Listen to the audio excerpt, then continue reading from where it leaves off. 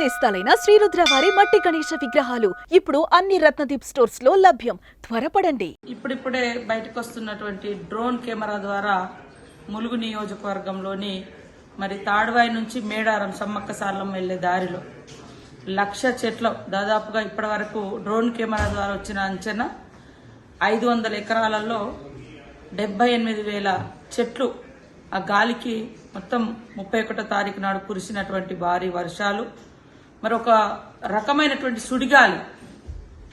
సుడిగాలి రావడంతో 78,000 only drone camera ద్వారా. కానీ చెట్టు నుంచి చెట్టు కౌంట్ చేస్తే అది లక్షలలో ఉండొచ్చు అనేది అనిపిస్తూ ఉంది. దీన్ని మరి టొరండో అంటే ఒక రకమైనటువంటి సుడిగాలి వీచి ఇన్ని 100 ఎకరాల్లో చెట్లు మొత్తం కూడా నష్టపోవడం జరిగింది. మరి వెంటనే నేను కానీ సంబంధిత లోకల్ కలెక్టర్ గారు, డిఎఫ్ఓ, ఎస్పీ మేమంతా కూడా దాన్ని పరిశీలించి మొన్న ఇది ఎంత నష్టం జరిగిందో డ్రోన్ కెమెరాల ద్వారా తీయాలని ఆదేశించడంతో ఈ రోజు నిన్నటి నుంచి అవి బయటికి రావడం జరిగింది. ఈరోజు పీసీసీఎఫ్ గారు కూడా మరి ములుగు ప్రాంతాన్ని ఏదైతే తాడ్వాయి టు మేడారం మధ్య అటు తాడ్వాయి, ఇటు మేడారము, అటు షాపెల్లి, ఇటు కొండపర్తి ఈ మధ్యలో ఉన్నటువంటి 500 ఎకరాలలో ఈ డ్యామేజ్ జరిగింది. అంటే ఇలాంటి ఏదైతే సుడిగాలు ఉన్నాయో ఇది జంగల్లో వచ్చింది కాబట్టి చెట్లు పడిపోయి ప్రాణ నష్టం జరగలేదు.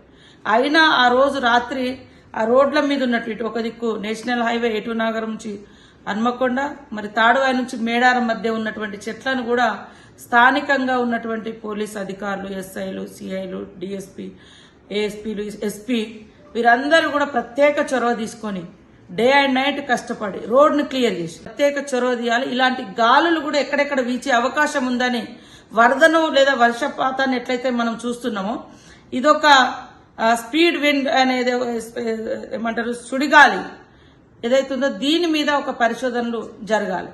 లేకుంటే ఊర్లు ఆ గాలిలో కొట్టుకుపోయి ఇండ్ల కప్పు లేచిపోయి ఆ ఇండ్ల మీద ఉన్నటువంటి పెంకలు కావచ్చు లేదా ఇతరత్ర ఏమంటారు రేకులు కట్టయి మనుషులకు కూడా ప్రమాదం జరిగే పరిస్థితి ఉంది. కాబట్టి మేము ముఖ్యంగా సెంట్రల్ గవర్నమెంట్ ఈ రాష్ట్రంలో జరిగినటువంటి ఈ యొక్క వర్షపాతం కానీ వరదలు కానీ రాష్ట్రంలో గతంలో ఎక్కడా లేనట్టుగా జరిగినటువంటి మేడారం ప్రాంతంలో జరిగినటువంటి చెట్ల గాలితో హననం, ఈ చెట్ల హననం జరిగింది. కాబట్టి ఈ స్పీడ్ ఏదైతే సుడిగాలి ఉందో దీన్ని ఖచ్చితంగా అంచనా వేసి నష్టాన్ని పూడ్చాలని కోరుకుంటూ, ముఖ్యంగా మేమందరం అనుకుంటా ఉన్నాం ఆ గాలి ఊర్ల మీదకి వచ్చుంటే మేడారం ప్రాంతము సమ్మక్క సార్లమ్మ ఏరియాలో ఉన్నటువంటి చుట్టూ గ్రామాలు ఒక్క ఊరు కూడా ఆనవాళ్ళు లేకపోయేదని ఈరోజు అది గుర్తు చేసుకుంటే భయంకరమైనటువంటి పరిస్థితి ఉంది. ఆ తల్లుల దయ మూలంగా చెట్ల మించి గాలి వెళ్ళిపోయి ఊర్లు సేఫ్గా ఉన్నాయని అనుకుంటున్నాం ఈరోజు. కాబట్టి ఇదొక ప్రత్యేకమైనటువంటి ఒక ప్రకృతి విలయం మనం గతంలో ఎప్పుడు చూడలేదు, ఇప్పుడు చూస్తున్నాము. దీని మీద ఖచ్చితంగా పరిశోధన చేయాల్సిన అవసరం ఉంది.